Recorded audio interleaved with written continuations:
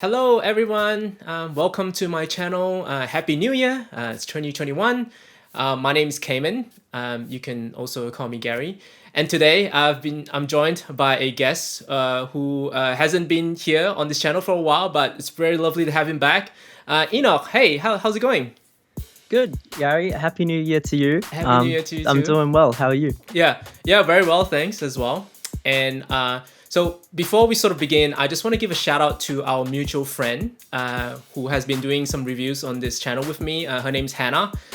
So Hannah really wanted to be here today. However, she's going through an extremely busy time, busy but exciting time in her life right now. Sort of a lot of things are falling in place for her. There's a lot of, I guess the wheels are in motion for things that she's wanting to do. Just want to give a shout out to her and say, yeah, all the best with whatever she's doing right now. And maybe she will, just, hopefully come back and review something else with us, in the near future. Monster Hunter, maybe the most anticipated movie of 2021. Am I right? Yeah, of course. I could not wait for Monster Hunter. Yeah, Monster like, Hunter. I mean, so yeah, maybe that. But very lovely to have Enoch in her place instead. And I'm actually kind of glad, Enoch, that you're here because the last time you were here, we reviewed a very popular piece of pop culture entertainment that has received a very divisive response. Mm-hmm. So it's good to have you tackle this with me. Today, basically what we're doing today, we're going to be reviewing Wonder Woman 1984, which is the sequel to the 2017 very financially successful DC comic book movie starring Gal Gadot. It was her debut as, I guess it was like the debut as a solo superhero movie as Wonder Woman. We're having this conversation right now because I guess the sort of discussion and the conversation around this movie is like very interesting. Let's talk a little bit about the first movie, how we felt about that one. And sure. I guess I just want to ask you, so you are not you're not the biggest fan of the comic book genre, I think, as a whole. It's not like your, like a favorite genre. I guess is that correct or? I would say more so just DC. Obviously, if you can see, I love comic books. I love Spider-Verse. And like a couple of Marvel films I like. But DC in general, like what they've put out so far, I've not been a fan of. So that's my background with DC movies. Movie, So I guess, what did you think about the first, the 2017 movie, Wonder Woman? To be honest, I don't really remember where I watched it or when I watched it. I just know I've watched it, definitely. And definitely not a fan of it. When I watched it, I wasn't a fan of it. Afterwards, not a fan of it. 2 years on, I'm not a fan of it. But I honestly, I wouldn't be able to recall everything that happened and stuff like that. I just remembering it being pretty terrible. Terrible. It was on my list of all-time worst movies, which is a pretty short list. And half of it is DC movies. But I have since removed it because I want to reserve that for pretty the absolute worst, the absolute scraping the bottom of the barrel, terrible superhero movies. Now I get you, I completely get you. I didn't think it was that bad. That bad, but I still think it's pretty bad. Which is shocking to me because the first Wonder Woman was very much beloved by a lot of people. A lot of people really liked that movie, and it was obviously a hit with audiences worldwide. It is one of the most, I guess, financially successful comic book movies, and comic book the first movie in the franchise, I guess. So that's really surprising for to hear. But I guess for me, I love the first movie. What I loved the most about the first movie was that they found a way to make this character who's perfect in almost every way, and somehow find a way to humanize her. And take all her positive attributes, like her idealism and her hopefulness and her optimism, and sort of make that simultaneously her virtues and also her sort of flaw a little bit. So she actually has a bit of a growth in the first movie where she is she sees the world in black and white. She's very idealistic. She deals in absolutes, and so her coming into our world, the real world, and setting the movie in, against the backdrop of the World War I, is kind of like interesting because she's seeing the brokenness of the world as it is, and she's like realizing that okay, the world isn't as great because she's, you know, kind of like naive a little bit, and they've managed to make it like that's like her growth to overcome, but it doesn't undermine like how awesome she is as a character in the first movie. So I think that's what I really liked about it. And obviously Gal Gadot is like awesome as Wonder Woman. I thought the action sequences were great, the setting was great, and all the performances were wonderful. And then obviously, you know, we have the Wonder Woman theme, like the very iconic Wonder Woman theme now as well. Another thing that I thought they did really well with the first movie was that one of the criticisms about Wonder Woman as a character is like from a physical point of view, she's like, people were complaining about how overly sexualized her character is just from her outfits and stuff. Like she's like her outfit's really revealing. People like didn't like the way she was depicted, I guess. But I thought the first movie found like a nice balance of like she's sexy and she's strong, but she's also not like, you know, overly sexualized. Like they found a nice balance of her costume being like, yeah, it's revealing, but it's also kind of like tactically advantageous to her in battle because she's a gladiator, right? So they found her way to make her costume kind of look like awesome and badass and cool. But I think you and I can both agree the third act of that movie is pretty disastrous. Like it's one of the worst third acts like I've ever seen in a comic book movie. The 2/3 of that movie was really awesome, and then that lasted, I don't know what happened there. So I guess I want to ask you, like obviously you did not like the first movie. What did you think of Wonder Woman 1984, and did you feel like this sequel, like was it better than the first one, or like what did you think about it overall? You know? Okay. Well, first of all, I obviously didn't have any expectations, or maybe like below no expectations, just because no DC movie has ever hit for me. And I've hated all of them. I haven't watched Aquaman, but I have a feeling it's going to be similar because that's the vibes I've been getting. So obviously no expectations at all. And I came out pleasantly surprised, I would say. So I expected it to be even worse than the first Wonder Woman, which people are saying, but I found it to be completely flipped the script and didn't take itself as seriously as the first one, which made it 10 times more better, because the first one is like tries to take itself seriously, and then, you know, has these moments of like comic book stuff, and it doesn't feel like it really gels, right? Well, this one is really like a comic book movie. Like I felt like I was watching a comic book put onto screen, and that's what I really liked about this movie. But cool. So I liked it better than the first, and pleasantly surprised. Pleasantly surprised. Okay, cool. Are you a fan of Marvel movies at all? Yes, I am. Oh, so you're a fan of? I wouldn't you say are a every, fan of Marvel. I wouldn't say everyone, but I really like Marvel movies too. Okay, all right. I grew up with them, so cool. So I guess I'll talk about how I felt. Now, I just want to preface by saying I do have a bias. Okay. So first of all, I'm born in 1984.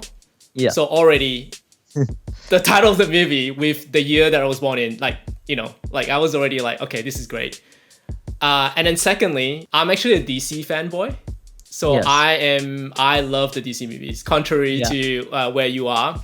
I'm actually the opposite with Marvel. Like I haven't liked the Marvel movies as much as I'm not really into them as much as everybody else. But DC, oh my god, DC! I just they don't make as many movies as Marvel. They don't pump out as many like, you know, films in a year compared to Marvel. But every time like DC, especially the new ones, like I've really love them.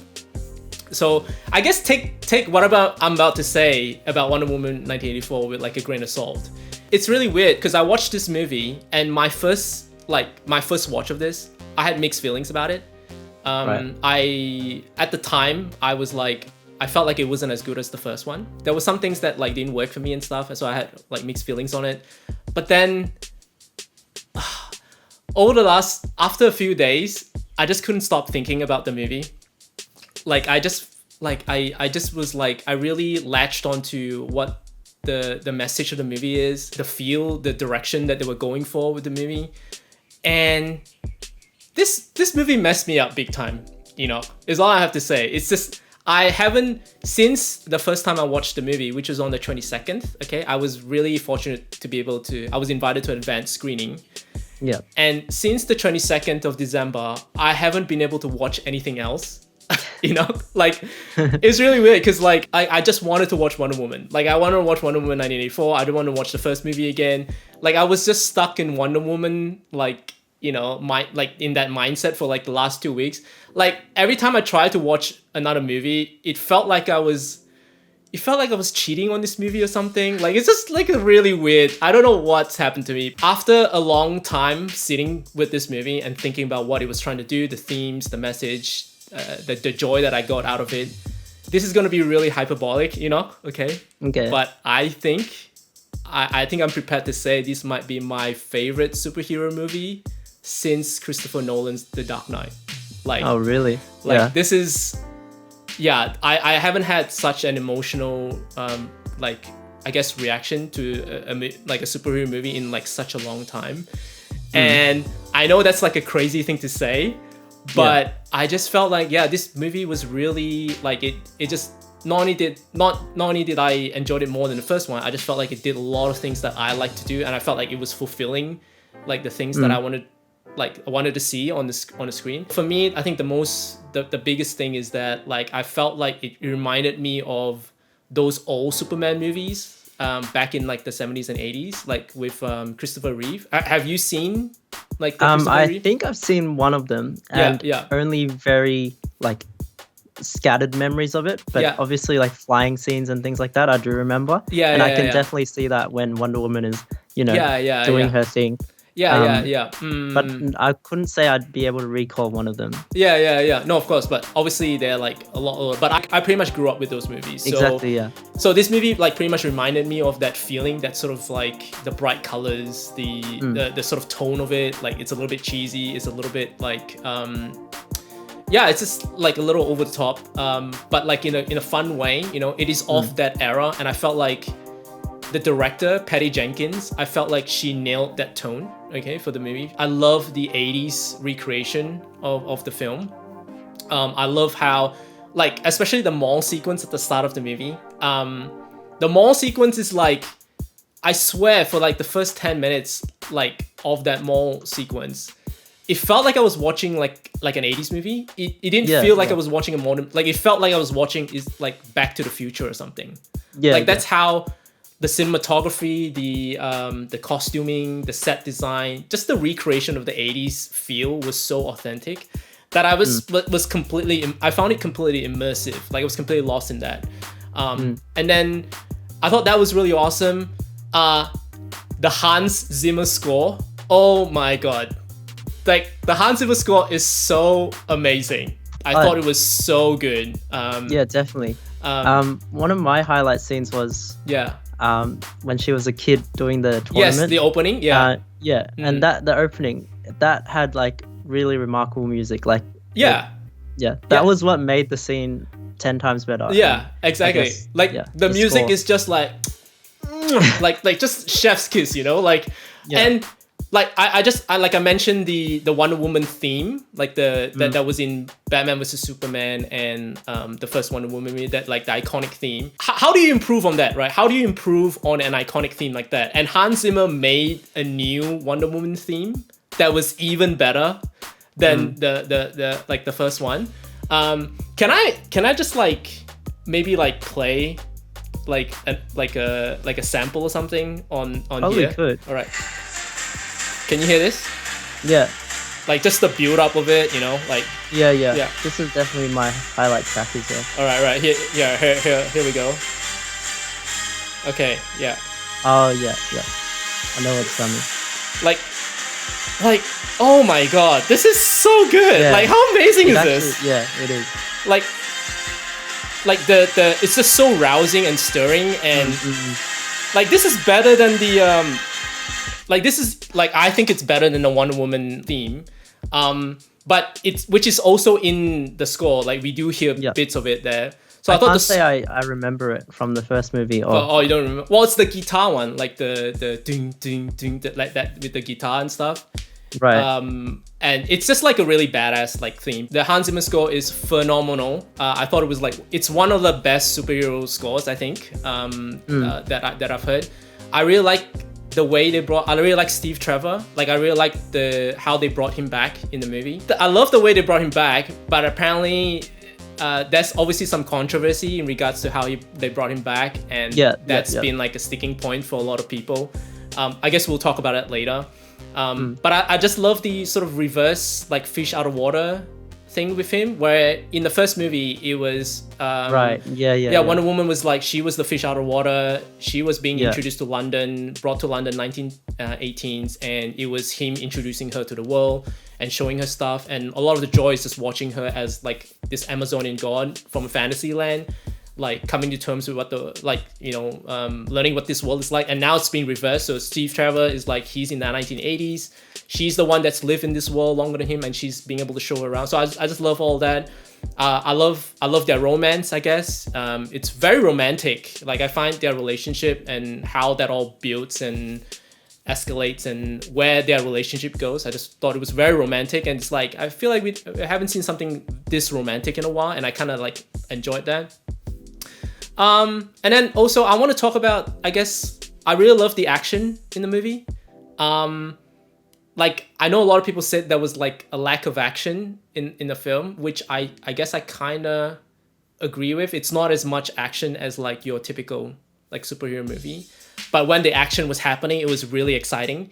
And I love the fact that they've evolved her fighting style now. Like, she's no longer they've ditched the sword and shield, and she's just using the lasso. You know the 70s TV show? Yeah, with Linda Carter. That's classic, like, 70s TV show right there. Just her with the lasso. And I'd really love that they embrace like that. And it makes sense story-wise, because she's no longer like, in the first movie she was fighting a war, so she's got a sword and a shield, so it makes sense that she's really aggressive in the way she fights. Whereas in the sequel, she's just like, I'm trying to protect people, I'm trying to save people. Like, the objective is not to hurt, but to like subdue them and to, stop them from doing bad things. Towards the end of the film, like, a villain is like throwing like guys around, and she would be like using the lasso to like, catch their fall and stop them from hurting themselves. And I guess I really like that. I really, really love the lasso. I love the way it looks. I love the way she uses it. The part where she lassoed the lightning was like, oh my god, that was so badass. And yeah, I kind of prefer the lasso over the sword and shield, just because it makes the action look so much more dynamic and visually interesting. Like, I really like the message of the film. I think for me, I think the biggest thing for me, I felt like Patty Jenkins, like, she made a completely different movie from the sequel. And I think I really appreciated it. Like, every time you watch a sequel to anything, right, it always feels like it's rehashing the same formula. It's always like, not just comic book sequels, but the sequels in general. They always try to recreate what was magical in the first film, and and reuse similar plots, recycle similar plots. And with this, I felt like it feels completely different. Like, it's a completely different genre, completely different look, completely different tone and feel. And that's why I was surprised, and also that's why I liked it, because it was different from the first. And I was expecting to be a similar formula or similar, plot points or like character development as the first one. Whereas this one is completely different, and that's why I was pretty surprised, and that's why I liked it. So that's what. So I think those were the aspects that like I really want to like champion, and I felt like she took a risk with this one. I felt like she took a risk. Obviously, it's up for debate whether or not like people feel like it's worked. But I think for me, for the most part, I thought it did. I thought Gal Gadot was amazing. I thought she's still really good. Did you like her from the first movie? Do you think that she's also good here, or like this? I wouldn't say outstanding in either of the movies, but also she definitely fits the part. Of course. Like, she's gorgeous. She's the character well. Yeah, likable. As does everyone in the movie. And especially Pascal, which is this highlight, I guess. So Pedro Pascal was really good, especially in a year where he was the Mandalorian, I guess. So it's really like interesting to see like his performance is so kind of like he's just going for it, like he's really hamming it up, which I feel like that's. A lot of people didn't like that he was a little over the top, but I feel like that's kind of like part of his character. Like, he's a television personality. Exactly. He's gonna charm his way into your living room. He's gonna like say all these like bombastic, things. Like, so I feel like it fits that kind of thing. I thought Kristen Wiig was really good in the movie. Like, I thought she, the first time I watched the movie, I really liked her. But the second time I watched it, I do feel like her journey or her arc as a character is a little stereotypical, like a little bit cliche, I guess. Like the not so hot, girl who's like, she's got her glasses on, that's why she's like nerdy. It just, it feels like a trope, but I feel like it's more like just like it's trying to call back to a time where these character archetypes was a thing. Like I think it was just trying to like reminded you of like, oh, let's just take this trope from the 70s and 80s, but then put it in a superhero movie kind of thing. So I didn't mind that. Yeah. I still think she could have been written much better. Like I feel like I would have enjoyed the movie just as much even without her. Yeah. I feel like she wasn't that critical to the story or the main plot. So yeah. And it was just like, as you said, the cliche, typical, like not as attractive, ignored. And then she wishes that she was just as beautiful and popular, just as powerful and cool as Diana kind of thing. Yeah, it's a little bit like cliche, but which is fair. Like that's what the villains back then were like. Even in Spider-Man villains, always had the nerdy ones, like kind of like Electro in Spider-Man 2, the Amazing Spider-Man 2. He's a nerd and then gets these powers, and then now, as much as I love this movie, I don't think it's a masterpiece. There are flaws in the movie, but I gave a lot of the flaws a bit of a pass just because like I was so invested in the story. And I think Patty Jenkins, like even though the plot and the script has like some flaws here and there, I do think she stays true to the characters. Like now I don't think she did anything that was like a betrayal to the characters or anything like that. But obviously it's impossible to talk about this movie without addressing the huge, overwhelming like backlash this movie has been getting. Like I think when I saw it, it was like 80, 89, 90% on Rotten Tomatoes. By the 27th, the Rotten Tomatoes has dropped down to like 60, which is that's a steep drop, I think this might be the first time where I've seen them change the general consensus. You know how they like write a little consensus for the movie? I don't think I've seen them change that in real time. Like the consensus changed like, within like 3 or 4 days. The Rotten Tomatoes score is lower than Mulan. And it's lower than Mulan, and it's lower than Captain Marvel. Now, are you a fan of Captain Marvel? No, I hated Captain. I hate it. That's definitely on my all-time worst. Yes. So Mulan, so it's rated lower than Mulan and Captain Marvel. Both movies that I feel comfortably saying are like 2 of the worst movies I've seen. Okay, so I'm really like baffled. So people not liking Wonder Woman 1984 wasn't a surprise. I predicted that. I knew people weren't gonna like it because of tone, what it was going for. But I think for me, the biggest surprise was how many people loved the first movie. Exactly. Which, like obviously we just talked about it, but I mean, I loved the first movie as well, but like have people forgotten how terrible the third act of that movie was? Like and I feel like the first movie was more like obvious on what they were going for, and it kind of people just ate that up and said, oh, that's a perfect movie, that's so good. And then this one took a risk, and then people were like, no, I don't like change, I don't like risks. And then they completely forgot how like that final act, and for me it was the whole movie, but also like this one was very different, and I feel like people just didn't realize, or like they just like accepted the first movie as being like really good, when in my opinion it really wasn't. So I'm very surprised why people dislike this that much. So it's kind of like the same with the other game, the game we reviewed, which is everyone loved the first one, and then the second one took risks, tried to deviate and tried to be different, and it worked because both of us loved it. And kind of the same for this. Like this one is it took a risk, it went a different path, and then people are like, I don't like change, I want more of the first one. The third act was terrible. The villains were so forgettable in the first movie. 100%. And they tried to dress like this character actor from the first movie. They tried to dress him up as like a CG villain, and it's just so cringe. And like there were some slow-mo sequences where she literally like she's like Dragon Ball Z, like she's really like screaming and powers like coming.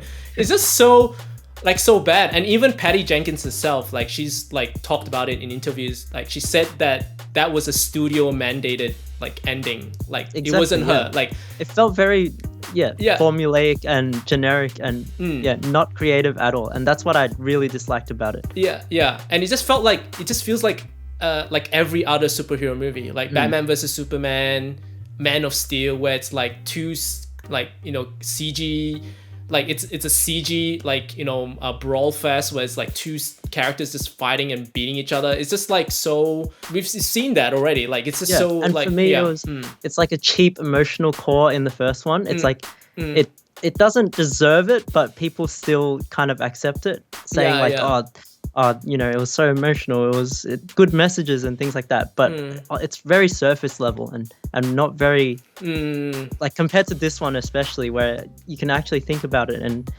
explore the themes yourself. The first one was just like feeding you, and that's what I really disliked about you decided about it. Yeah, I actually thought it was emotional, the first movie. Like I think the best moment that like is universally beloved by everyone is the No Man's Land sequence. Okay. I actually think they earned that. Like, I actually think they did a good job of making it feel. I'm gonna guess why I don't think you like that. Is it because you don't like her coming out of the trenches in slow motion and, you know? I remember that scene distinctly, and I felt like it wasn't the actual coming out of the trenches, but it was so, I don't know, it was just cringy for me. Like it was just like randomly it's a World War I film, and then you've just got a little goddess running out of the trenches, blocking every bullet, and then like it came out of nowhere, and I was just like, this is not for me. I disliked it. And the thing is, I don't really remember the whole film that perfectly, so again, take it with a grain of salt. Like I'm not like you know what I mean? But like I felt like that scene worked for me, like the slow motion and stuff. I felt like the movie earned that, because the movie was about her going to war and she's starting to witness the horrors of war for the first time, and so she's emotionally like disturbed by that. And when she is going with Steve Trevor and everyone's like, no, we can't do anything here, you know, we can't save the world kind of stuff, and she like puts her foot you know, she stands her ground, like, no, we have to change this. And that was a huge like emotional moment for everyone, because it's like she's stepping out to be like, we're going to change this, we're going to fight back. And that takes on an extra meaning because it's like a woman who's like, you know, we're going to lead the charge. Yeah, and then we also see, you know, Wonder Woman in like, for the first time in the movie, in her Wonder Woman like costume as well. So I think all of those things worked for me. So I didn't have a problem with that. I actually thought that was like one of the memorable moments. So it's just, I think the ending really undermines everything that came before, because the whole idea of the first movie was her naivete was that you can't place all the blame of all the evil that's happening around the world on just one person, on one god. The movie's message was that everybody is evil. Everybody has the capacity for evil. So I think that's what they were going for. But yeah, the ending completely undermines that. I'm baffled by this, because as much as I love the first movie, I feel like Wonder Woman 1984 is a huge improvement on the first movie, and I think I'm going to be alone in this. It's not like a direct improvement, because again, that's implying that it's a sequel that's done better, but it's a sequel that's done differently. I don't think it's an improvement. It's rather like a whole different movie by itself that is much better than the first one. And also, I would have expected me to definitely be feeling that runtime, but for me, it went by like a breeze. Like it's a 2.5 hour movie, the same as Tenet, and I felt the runtime on Tenet more, even though I love Tenet. But this movie, it went by fast. So I think I preferred some of the lack of action over, you know, an actual character development, which I like. And I think there's like, I think because we're so conditioned with like modern superhero movies these days, that like they drop an action movie every 10 minutes just to keep you engaged. And I feel like Patty Jenkins, like she doesn't want to do that. She just wants to be like, no, we're not going to drop an action sequence here if it doesn't mean anything to the story. We want to get the story right. So I think she was emphasizing like character development over action, so that when the action does happen, you're emotionally invested in the characters and what their motivations are. The length bothered me a little bit in the first time, just because like, you know, you had expectations, you didn't really know what was going on.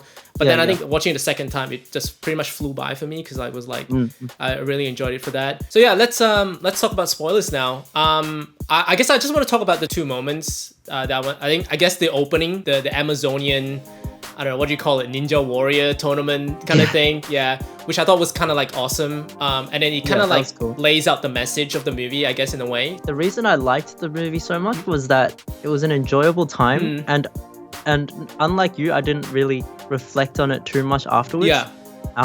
But there was instead of like the first one where there was a clear message that was kind of pushed towards me, this one I felt there was so many themes and little things that I just got out of it where I just enjoyed. So if you asked me what I thought the main theme of it was or the main message, I really couldn't tell you, to be honest. Okay.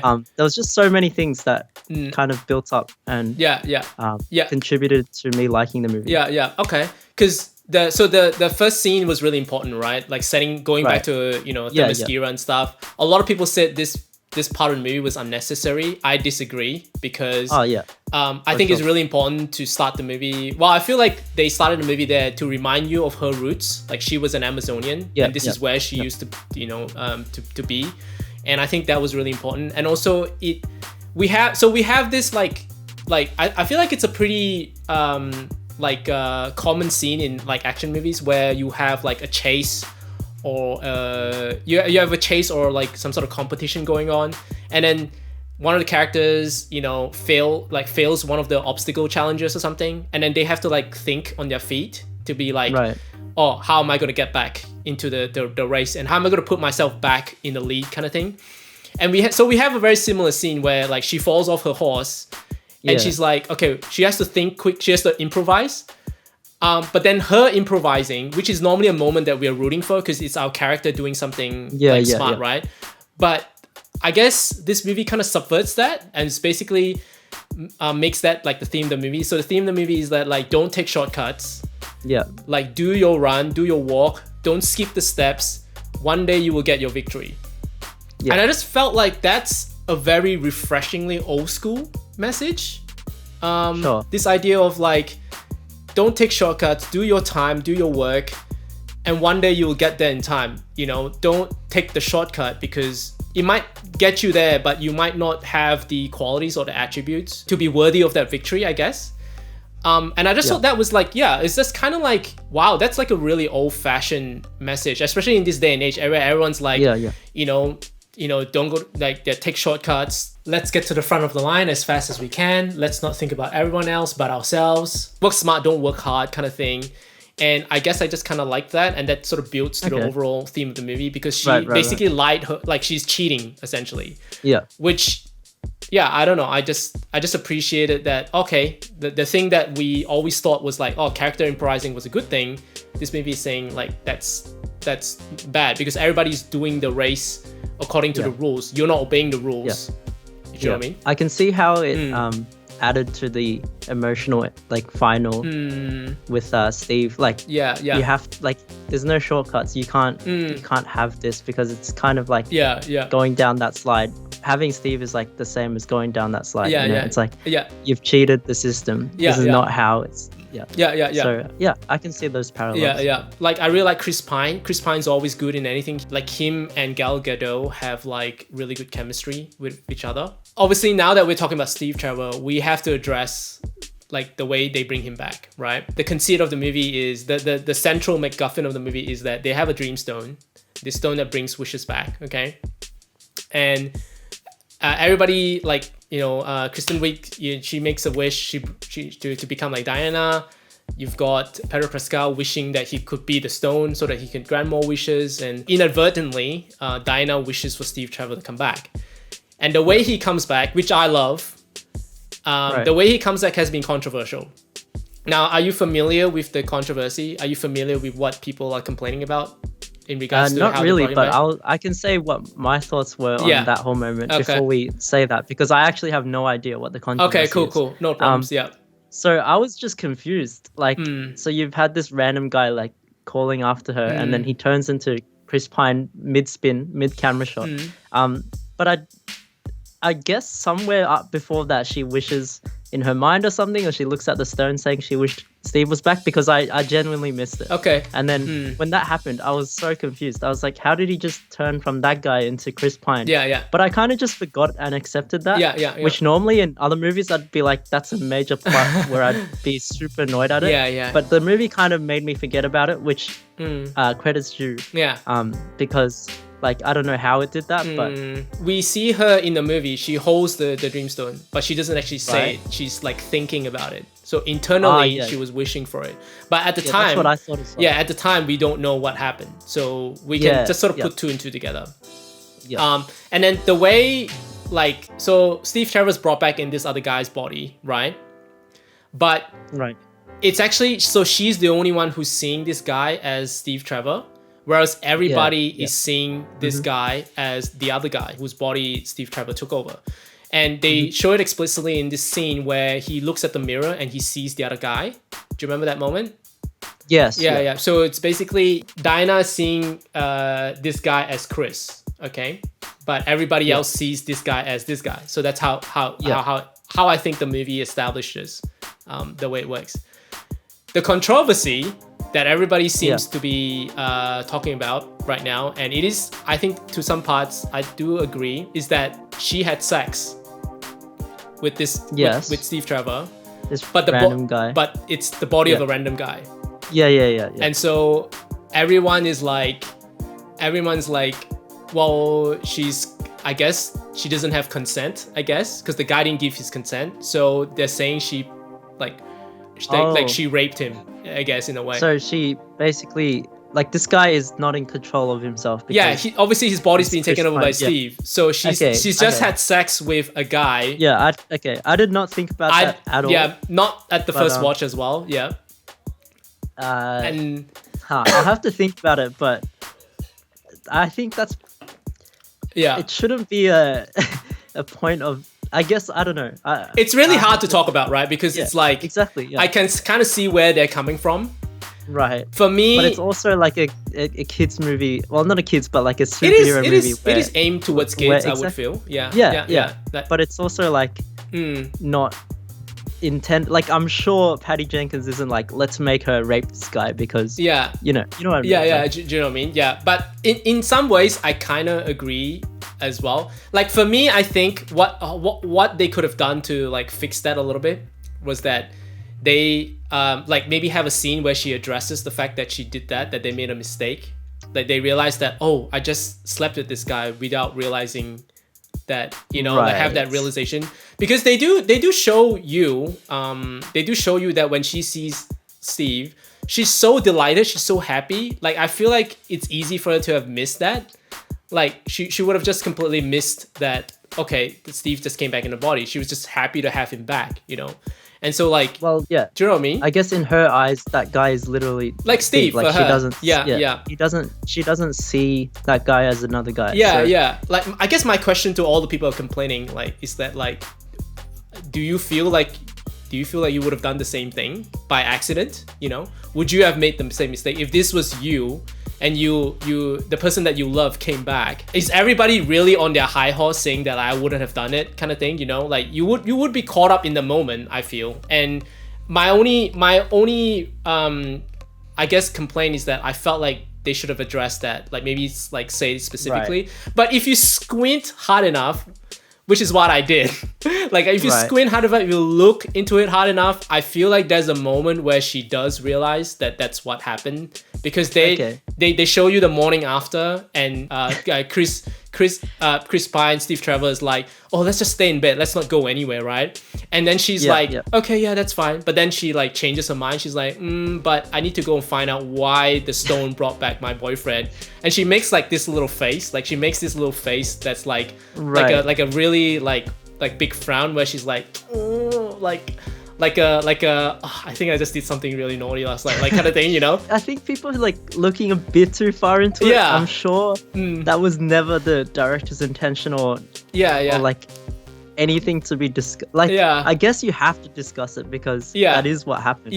But at the same time, you're making such a big deal out of it when it's clearly like it's a comic book movie, you know. It's something to be taken lightly. And you get so I think the movie does a good job. Like, you're so swept up in her emotion when she sees Chris back. Right. So that's like, I feel like, she could have just like missed that. And I do think they realized in the movie as well, like they just don't make it very explicit, because later on Steve Trevor's like, this can't continue, like we can't go this anymore, you know. It's such a hypothetical. It's like, if when people are discussing if you're gonna do this in real life, it's never gonna happen in real life. Like it's so there's no point discussing it, in my opinion, because it's it's a movie. It's not real life. So the reason why a lot of people complain is that and it goes back to like some problems that people were having with the way the wishing stone works, is that why didn't they just bring Steve Trevor back? Like, exactly. Why didn't they just bring him back like in thin air, the actual guy, instead of like having him inhabit another person's body? Yeah. And my only explanation for that, okay, now I don't know if the writers intended this to happen, but I think the reason why they brought Steve Trevor in another person's body instead of having him like appear out of thin air is because if that happened, if he just showed up he appeared out of thin air, right? They already established that Steve is like this really selfless guy. Like like in the last movie, he sacrificed himself for the betterment of humanity. He's not afraid to die. He's willing to kill himself if it means saving people, right? So if he just came back in his own body, right, being the selfless dude that he is, I feel like he would realize what was happening. He would realize that he's the reason why Diana's losing her powers, and he would just kill himself. But, yeah. Right? Because the whole point of this movie is that Wonder Woman can't let him go. She can't let Steve Trevor go. Like, that's her central flaw in the entire movie, right? She cannot say goodbye to him. She's really hung up on him.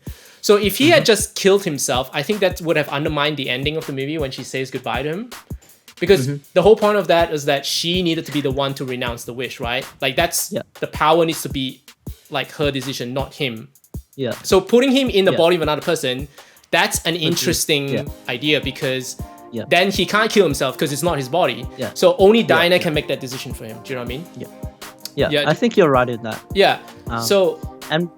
We could go on for little 100 years on the logistics of the Dreamstone, but the fact that it's a comic book movie, it's not grounded in real life. Like, you can kind of just sweep those things aside, because it's meant for us to enjoy and experience and accept that it's ridiculous. It's not. It'll never happen in real life. So these situations are kind of pointless to be like stressing over. And it shouldn't be a major point for you to dislike the movie, if you know what I mean. Then another reason why I feel like they brought him back in his own body, I think that speaks to the overall like the wishing stone thing, because the wishing stone is like, because they introduced this idea of the monkey's paw, right? Where when you wish for something important, something of value gets taken away from you. And I feel like Steve Trevor being brought back in another person's body is the first, like, it's the first clue of the monkey paw, where you're wishing for something that you want so badly, but this thing is coming back, but it's not exactly coming back the way you think it is. And I think that speaks to the overall theme that even though if you wish for something that you didn't earn for, if you ask for something that you did not have to earn, you didn't have to work hard for, it doesn't belong to you, that thing's not going to come back the way you think it is. And I think that speaks to the overall, like, you know, just because you wish the thing happen, it doesn't mean that it's going to come back. Like, to what end do you want him to come back, you know? Like, exactly. It's like Pedro Pascal's monologue. It's like, life is good and you don't even need to work hard. And it's like, it's the same thing. Exactly. With the wishes. Did you have any problems with the way the wishing stone worked, or because apparently a lot of people had problems? Oh, of course. I mean, whereas I would have usually, like, the cynical, the analytical me would have been like, wow, I can't believe they did this. That is so ridiculous. Yeah. For this movie, like, I surprised myself too with how little I cared about the logistics of it. Normally in superhero movies, I'd be like, that no way that would happen. Even with the stupid premise, no way that would happen. But here I was just like, cool, there's a wishing stone. I'll just go along with the ride. And so I surprised myself as well. Because usually I'd be like, wow, nitpicking, how this works and stuff, the rules and things like that. And I think that's why the tone of the movie is like so important. The moment she establishes the tone of the movie at the start, you just kind of go along with it, you know? And people are like questioning about the logistics of how the like wishing stone work, but I mean, how does the Infinity Gauntlet works, you know? How does anything how does superhero movies do you know what I mean? So there's so many MacGuffins. How does the Tesseract work, you know? Like there's so many like things you could nitpick, and I just feel like it's Aladdin, it's Genie in a Lamp, he's granting wishes. Like who cares how the wishes are being granted? Do you know what I mean? You're not gonna be like, wow, how is Genie coming out of a bottle? That's so stupid. That would never happen. Like I wouldn't like it's fiction. Exactly. So we have that fireworks sequence, which I think is like a really beautiful moment, because it is. Because it's like Steve Trevor, he's a pilot, he loves flying, and he gets to like see these planes, like these like sort of historical planes, and they use one of them to fly. And I know a lot of people were like, you know, it's a historical plane, why did they keep the jet, you know, all filled up and was able to survive an entire flight to Cairo and back again? And people are hung up on stuff like that. I'm not, you know, I was kind of in the moment, and I think for me, Patty Jenkins did a good job making me so invested in the characters that I wasn't thinking about that.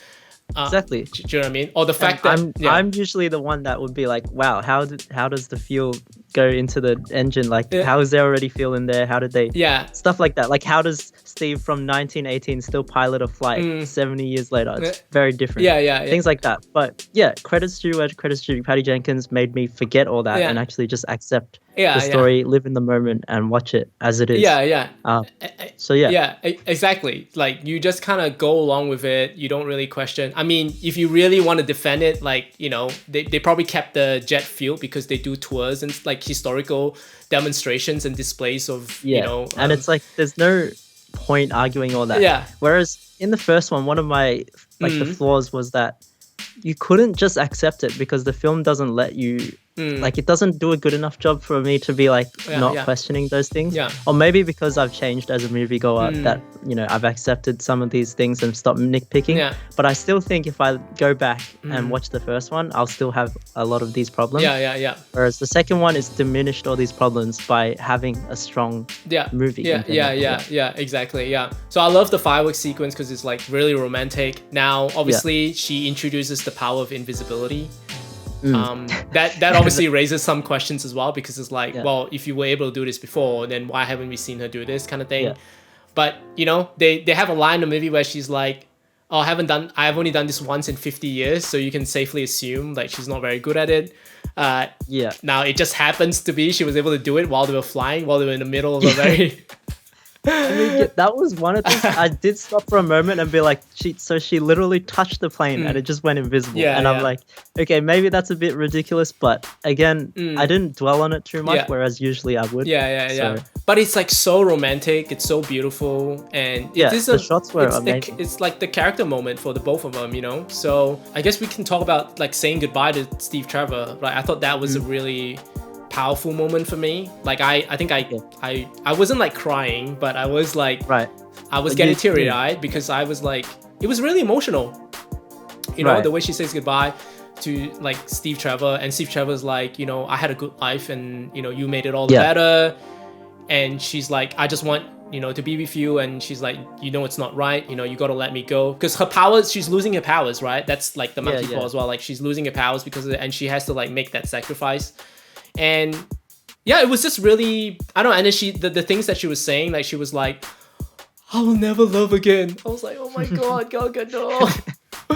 my heart. It's so romantic. I'm just so sensitive, you know, like when it comes to these things. Like, I'm just so like, and she's saying these things like, I'll never love again. She's like, it's gonna be alright. The world's a great place. And then the way she like tears herself away from him. And then like at the end when he was like, when as she's walking away, he's like, you know, I love you, Diana, and whatever life I'm at. It's just so romantic, and I just thought that was like very emotional for me.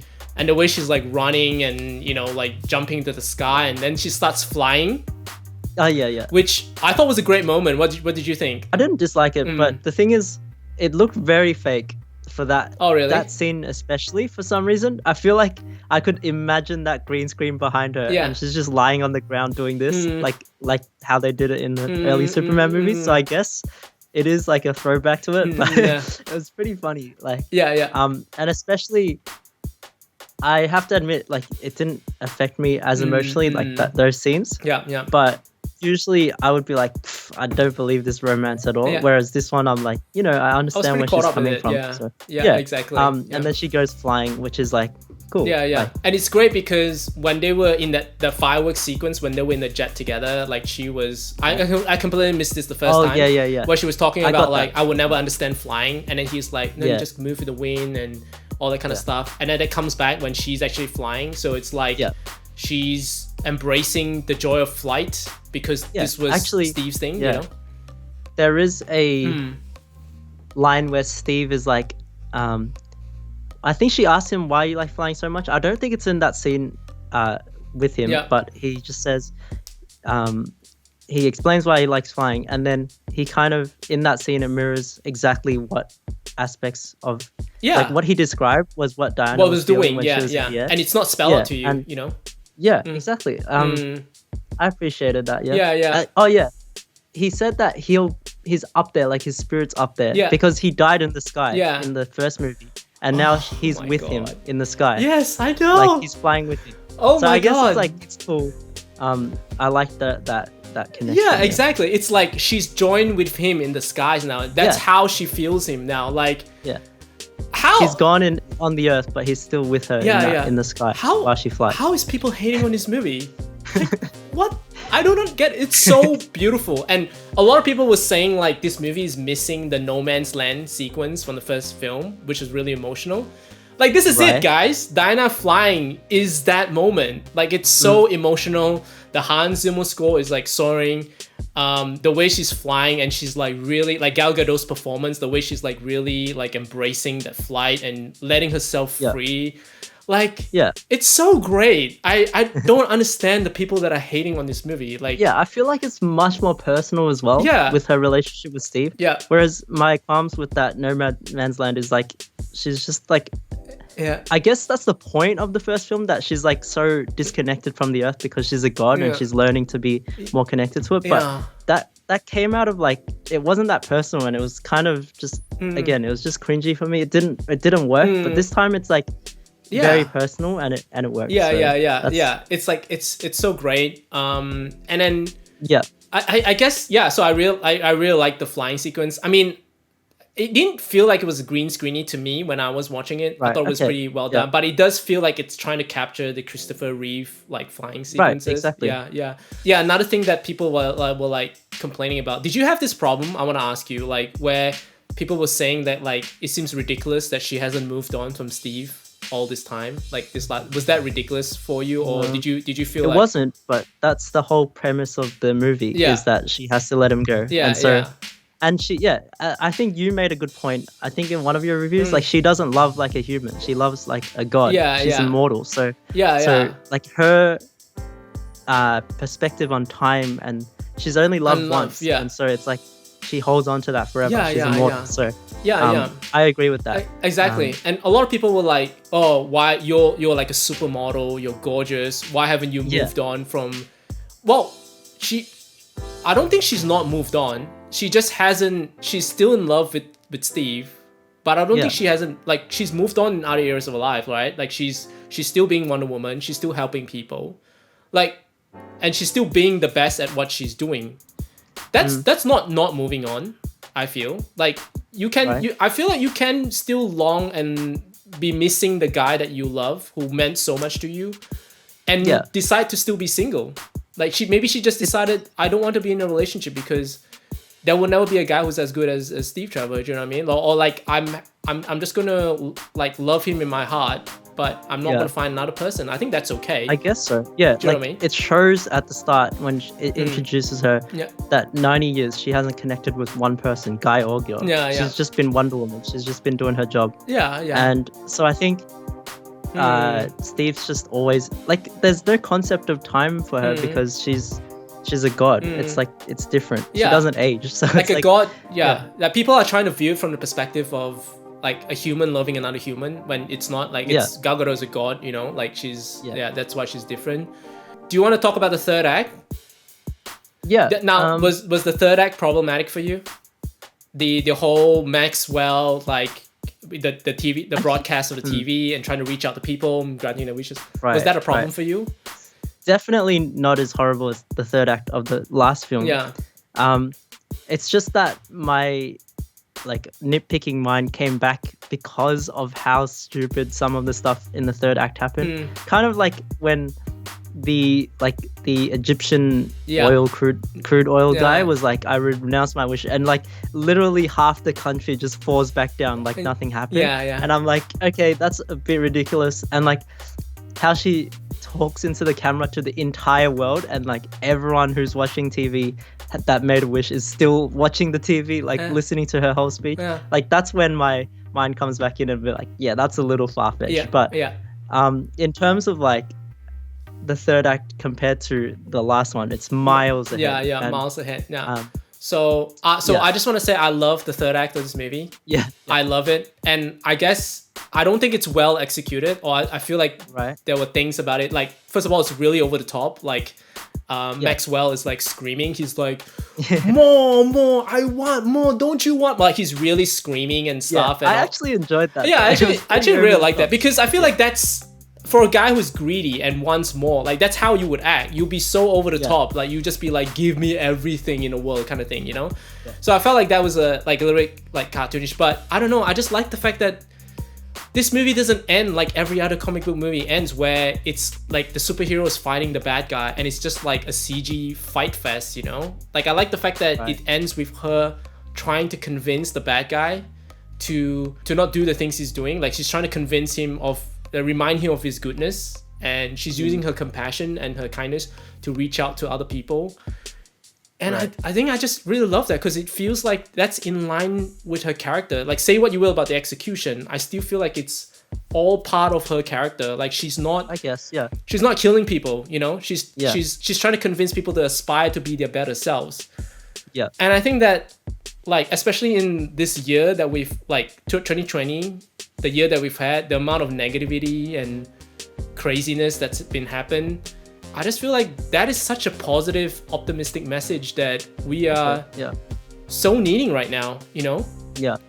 And I like how she has the lasso of truth wrapped around his ankle, so that like he finally sees the truth. It's nitpicky, but she's speaking English, and then she expects the whole world. I guess she's a goddess and it automatically translates, but I don't know. Like, obviously, there's people that have no idea about English and still make wishes and stuff like that. We can like, how is every individual going to renounce their wish? Like, there's so many things that will like cross over with each other and like conflict. Look, again, it's over the top superhero movie. Like, I'm not expecting to be reality, you know? Look, you're completely underestimating the Google Translate that's in the lasso of truth, you know? Like, the lasso of truth is able to broadcast her message in that's one of its powers, you know, like languages and stuff.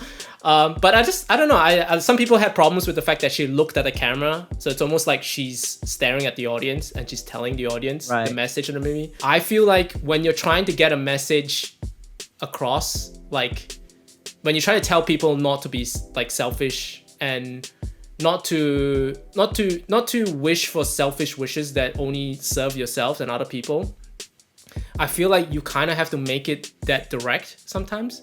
Okay. Like, a lot of complaints have been like, they felt like nobody wished for something that was positive in this movie. Like, everybody was wishing for something to serve themselves, they were wishing for selfish wishes and dreams. And some people had a problem with that. But I feel like, I'm not sure what it's like in the 80s, but I feel like in 2020, when people are complaining about wearing a mask during COVID-19, when people are like causing so much shit just having to wear a mask, I just feel like, isn't that what the world is like now? Like, people are so negative and selfish kind of thing, you know? Like, I feel like the message is like, the world's always been selfish and greedy and self-absorbed. So I think they just generalized, you know, everyone making a bad wish into like what we're like right now. Obviously, there's so many logistics that could have happened with the wishing stone, but you know, again, you just ignore it because it's it's not reality, it's a movie. Yeah, exactly. And it worked. So yeah. So basically what I'm trying to say is that I love the fact that Gal Gadot was staring into the screen and looking at me and telling me that I suck and should be better. No. What did you think of the gold armor? The gold armor that she's wearing, that she's been like in all the like the promotional materials and stuff, and how I did think it'd be a bit bigger, like than what it was. It was just for one scene when she fights. Is it Panthers? No. Cheetah. Cheetah. Is that her villain name? Cheetah. Yeah, Cheetah is the new. Yeah, she's just called Cheetah. Barbara, right? Okay. Barbara. Yeah. She becomes Cheetah. She fights Cheetah at the end. Yeah. Yeah. With that armor. And she slowly tears it off, things like that. But the way they introduced it is like the greatest warrior held off an entire army using this armor, and all they could find is the armor. So it's kind of like a huge thing, and then it was just one fight with a cat. So it's like a kind of a letdown. And also it looks pretty cool. And it was in the promotional material. So I guess I was a little disappointed we didn't have more of that.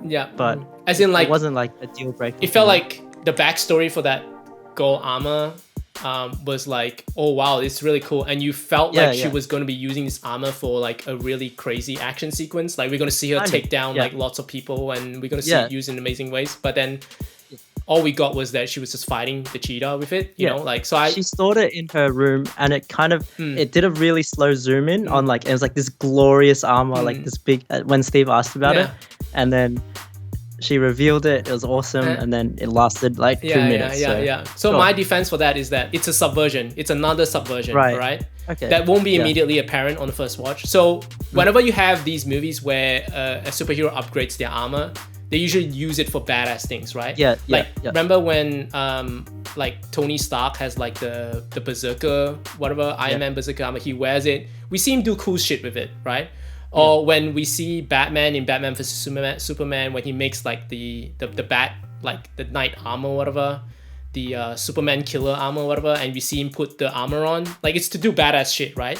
So I think we're conditioned to think, oh, when she has a cool badass armor, we're gonna see her use it to do like really badass stuff. But for me, the reason why that scene worked for me was because she's not wearing the gold armor because like she's trying to get like a tactical advantage, even though it does serve a tactical advantage, it was more what it represents. It's more what it symbolizes. Because when you watch the opening of the movie where they were doing the Amazonian Ninja Warrior tournament stuff, at the very end when everyone was like, when like won, we saw the statue of the gold armor like rise on the ground, and she's basically like the symbol of truth, you know, because this warrior was like, she didn't become a legend out of haste. Like she did her time, she got to a victory. And I think the gold armor represents truth, and it represents they have the backstory of where the armor, like every one of the Amazonians like chipped in their own armor, you know, to create this one armor. And her wearing that armor is more like a symbol rather than anything that's like tactically. It's more just like, I'm representing all the Amazonians. I'm representing all of humanity to stop the bad guy. That's true. And I just but really to be honest, I don't actually remember the first scene she appears in that armor. Like I feel like it should have been like this huge epic moment, at least for the reveal. It was, because it's I don't remember it. No, so it's basically like, so it's in the bunker, right? And then all the turrets and the sentry guns start firing into the sky, and that's when she's like flying, and we see her like her wings are literally flying, like she's literally flying into the scene, and then the huge like Hans Zimmer score like kicks in, and then we see her in like the full widescreen glory where she's like in the armor and with the wings, and the music is soaring. Do you remember that or no? I honestly can't picture it right now. So it is there. Like it is like a huge like reveal that like she's wearing that that armor. But I also love the fact that, because you know how she learns how to fly beforehand. So I just feel like it just reinforces that symbol that she's now, because her wearing the armor is now like she's worthy of wearing the armor now, because she renounced her wish, she renounced her selfish wish, and she's now reacquired her powers. But now her powers are not defined by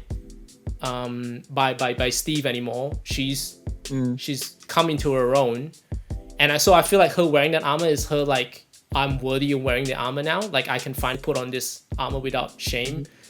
Without the burden of lies, that I and so it's a symbol of truth kind of thing. So I guess I like that. And I also like the contrast between her and like Cheetah. So Hannah made this really good point yesterday when I was talking to her. So she said that like with Barbara, right, her wanting to get more powers, like she paid the price, and the price that she paid was the loss of her warmth and humanity. And her descent like throughout the movie is that like by the end of the movie, she's descended so low, she's literally turned into an animal. Right. So I guess I love the contrast between like Cheetah's like she's descended so low, she's now an animal, and then you've got Wonder Woman who's she's in such peak form, she's literally shining, like because she's wearing the gold armor. And it's like a bird versus cat kind of thing. I don't know. I just like the symbol, even though the CG. I mean, I don't know. I thought the CG wasn't. What did you? Right. Yeah, because a lot of people said the CG. I didn't have thoughts on it, but it kind of gross. Yeah. But I guess she's an animal. She's an animal. I didn't have that. Yeah. But the electrocution part, I was a bit baffled by it. Like, was she immune to electrocution or? Okay. Like, because Barbara was right next to her, touching her, and she was getting fully electrocuted, and then Gal Gadot, Wonder Woman's just there, like, and she's just chilling. Do you know what? So I don't know. Do you know what Patty Jenkins said about that? So someone asked Patty Jenkins this, and Patty Jenkins said that because Wonder Woman is the son of Zeus, and Zeus can channel lightning. Yeah. So that's the reason why. Okay. Yeah, it wasn't a huge thing for me. I was just a bit confused because, Barbara's out here like getting electrocuted, and she's just like, yo, I'm just putting in the water. So obviously things start to get complicated because she wishes to be like Diana, right? So obviously if she wishes to be like Diana, then why wouldn't she also be able to channel lightning? Yeah. But then you kind of have to like, look, you just gotta. But by the end of the movie, she made a completely different wish. You know, like she wanted to be an apex predator. She didn't want to be like Diana anymore. So I think, you know, if you read hard enough into it, you can almost like feel like maybe they took that away from her. So like that's why she could get electrocuted. Yeah. So one more thing about the golden armor, like did you wait till the post credits sequence? Did you see the post credits? I saw. It's not really the Easter egg. Like a Easter egg kind of thing. The woman, I actually don't know who she was, but I'm assuming that's one of the older Wonder Woman actresses. She is so she's Linda Carter. Okay. Oh yeah. Okay. Yeah. So she's Linda Carter. What I thought as well. And like because she didn't have a cameo in the first movie, and a lot of people felt like, well, she's Linda Carter, you should at least like have a cameo. But they felt like there was no appropriate place to put her in the first movie, so they brought her back for this. And I love the fact that she's not like a cameo for cameo's sake. They actually created a character for her to suggest that like she's been, you know, is the 70s TV show and this movie like in the same universe? We don't know, but I kind of like the fact that they created a brand new character for her. And it'd be really interesting if they brought her back for the third movie and it's like Wonder Woman and the 70s Wonder Woman working together. That would be really great because I don't think any pop culture stuff has ever done something like that. Have you seen Skyfall, the James Bond movie, Daniel Craig? Yeah. So I don't know if you know this, but do you remember the scene at the end of the movie where he goes to Skyfall Ranch, where it's like his birthplace? That's why the movie's called Skyfall. He goes to Sky. Do you remember? Is there like an older James Bond? There's like a no. There's like an older like a housekeeper guy. Do you remember the housekeeper guy that was? Not really. Like I couldn't say I remember all that. It's been a long. But basically, he goes at the end of Skyfall. He goes to Skyfall Ranch, and that's when they have like an old school shootout in the house. Right. And the housekeeper of the Skyfall Ranch is this old guy. I think he's played by like a pretty big name like British actor, like a pretty like prestige like British actor. But that character was supposed to be played by Sean Connery. Right. So Sean Connery was supposed to play the housekeeper in the role, and it was supposed to be like because Skyfall was meant to be like this tribute to, it was like the 50th anniversary of James Bond, and the movie was meant to be a homage to all the old James Bond movies. So they wanted an ending where it was like the new James Bond and the iconic old James Bond like working together, and it felt like it was like a love letter to like the new era and aura. But they couldn't get Sean Connery because he was retired and he didn't want to come back and do that role. And I felt like that would have been amazing if that happened in Skyfall.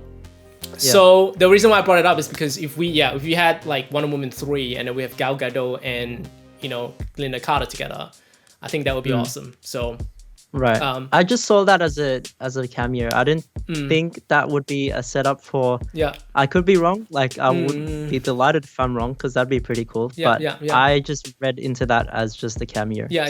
Like I've only watched it once and I had a good time, but the reason I had a good time was that I didn't look too into it. I like talking about it and it was pretty cool. But I wouldn't say like I analyzed it or anything. It's a superhero film and I enjoyed it. So I don't think I have too much to add. Whereas I've analyzed it. But I've analyzed it to try to defend the movie. Because I do think the movie has its heart in the right place. And I think that's the most important thing. Like I feel like it has its heart in the right place. It's trying to convey a message. It's it's very earnest, and I think a little bit of earnesty doesn't really hurt, So and we could go and talk about how it seems like these more earnest, more out there, like controversial things are usually the ones that express more of an artist's kind of direction. Then it also is the ones that people dislike, which is sad because people just want to have the what they want, and it's really it's suppressing art, I guess. Like it would have been so easy for Patty Jenkins to be like, let's set this movie in World War II, let's set this World War II. Let's bring Steve Trevor back again. Let's have her hang out with the guys from the first movie. They're a little bit older, and let's just do the same thing again. And I'm just kind of like, I'm so glad she didn't do that, And it would have been even higher ratings. It would have probably earned more money. And like it would have been success. But it's sad that that has to happen. That a studios has to make that happen to earn more money. Because people don't like change or experimentation. People are calling for Patty Jenkins to be removed from. Really? Like they hated it that much? Hey, this is the peak of cancel culture right now. Like it's like she did a good job in the first movie. They did this movie now. Obviously, I love this movie, and I think she did a fantastic job with the sequel. But even if you feel like it didn't work the way you wanted to say that you don't want her to be back for third movie and getting Warner Brothers to remove her from the third movie, I just think that's so man, it's just crazy. Like the amount of the backlash. Like people are just need to chill out a little bit and I mean that was the exact same for Last of Us 2. I mean Neil Druckmann got multiple death threats, stuff like that, when in our case we loved the game, and it was like it's sad. It's really crazy. So overall, I think we can sum up like our thoughts. Overall, would you recommend people to check out this movie? And definitely, especially if like me, you didn't like the first one, and this one, give it a chance. I think you'll really enjoy it. And I definitely will recommend it. Just for a fun time, if anything.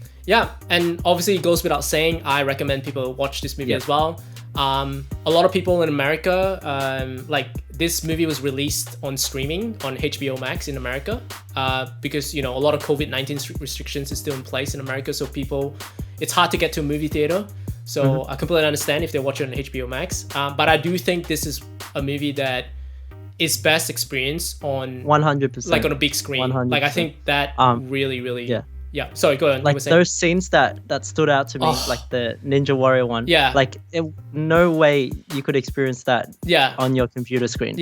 Just that booming Hans Zimmer score, the epicness, and then the scale. the theme when it comes up, that build up. I want to listen to that theme you showed me now.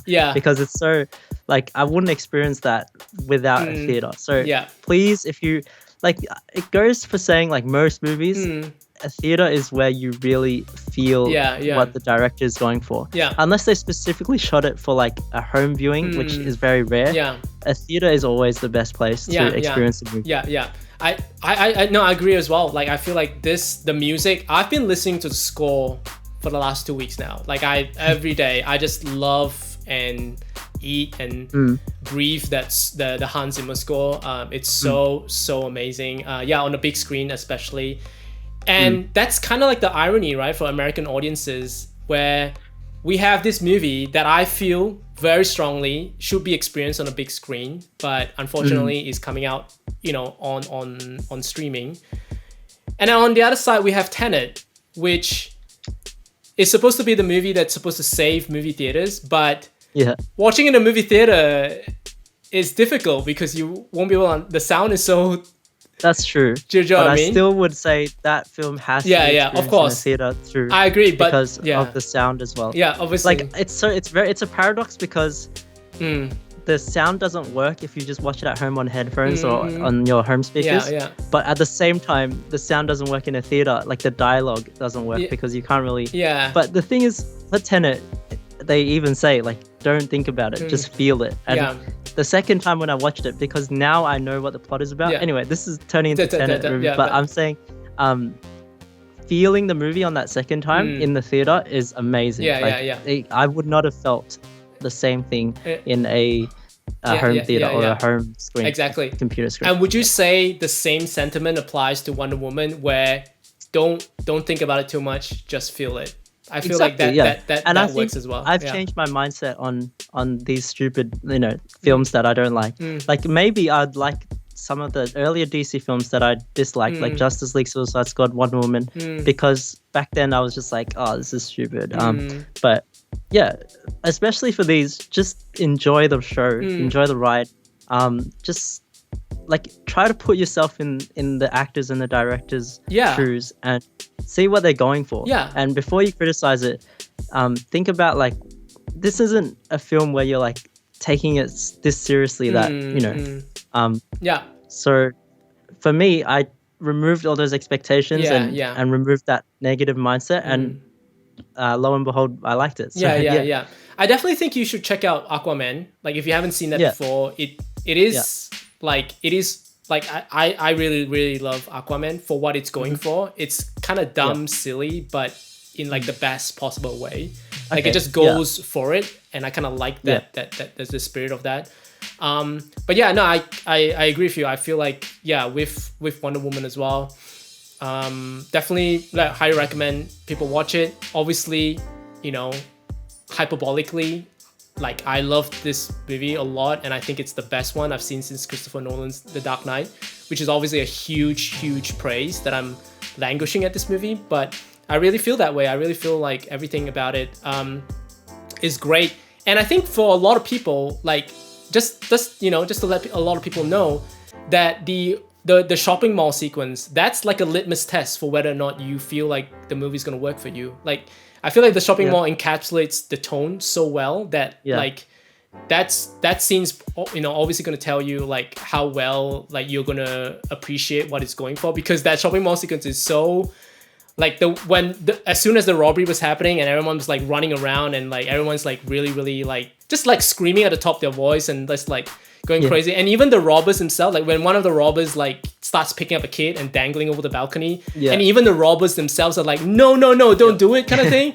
Like that's that's great. And you have like, she saves like this little black kid, and this little girl is like giving the most like Hallmark, family Christmas movie like wink. She's doing like the wink, and Wonder Woman's doing the wink as well. Like that, so that like sets the tone completely. So I love it. Yeah, so go watch Wonder Woman. It's great. I'm glad you liked it as well. And obviously, I think it's amazing. I just can't stress enough that I feel like this is an improvement on the first movie. And I think it's better than the first one. So on my letterbox, I have it at 3 out of 5, which is good. Which is bumped it up. You bumped it up a 0.5? No, I think I started with 3, or maybe. Okay. Maybe no. Because you're definitely a 3 right now. Like I'm on 3. Yeah. I'm on 3. But yeah, no, it's 3.5 for you. It's a 4.5 for me. I feel like it's 3.5 is like, that's where I thought that where everyone is going to be with this one. But I'm surprised it's getting a lot of 1s and 2s. So I think as like a form of like retaliation, I guess, like I just feel like I need to do a 4.5 just because like that's where I'm at. Hannah's at a 3. She was at a 3. I would say I'm at a 3 as well. But I can see maybe I can enjoy this even more another time. But it's right now at a 3. Okay. No, I think that's fair. Like Hannah was a 3. I failed to convince her to go up on the after our lengthy discussion yesterday, but that's okay. Do you want to plug your letterbox or? Sure. So I mean, go find Enoch. So you're Enoch on Letterboxd, letterboxd.com. Yeah, with 2 eyes. Enoch. I'm gonna put a link here. But yeah, go check out Enoch at letterboxd.com. Read his review over there. I just want to say thank you so much for reviewing Wonder Woman 1984. Thanks for having me. Yeah, really appreciate it. I'm just glad I was able to talk about it with you today. So hopefully you can join us. Again, we can do another review like this and get Hannah in as well, do a conversation about something. I'm not sure what the next movie is going to be, but we'll see. But until then, thanks everyone for watching. Hit like if you enjoyed this video, subscribe. Stay safe everyone, take good care, and see you guys later. Okay, all right, see you guys. Bye. Bye.